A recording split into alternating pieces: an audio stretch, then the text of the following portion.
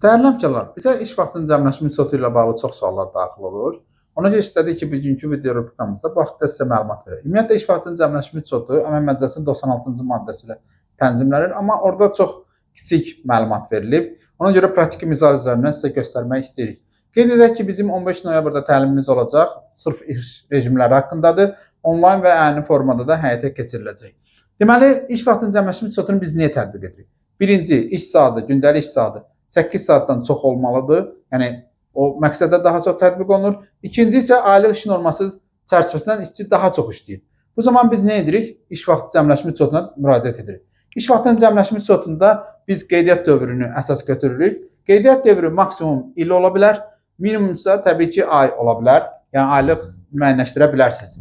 Burada məqsəd nədir? Məsələn, oktyabr ayında biz 184 saat işləməliyiksə, bu zaman mümkündür ki, bəzi işçilər 10 saat, 12 saat daha çox işləyir, amma aylıq normanı keçmir. Bu zaman iş vaxtının cəmləşmə metodu tətbiq oluna bilər. Və ya qeydiyyat dövrü rüblük götürürsünüzsə, burada biz qeyd etdik, 4-cü rübdə 502 saatdır.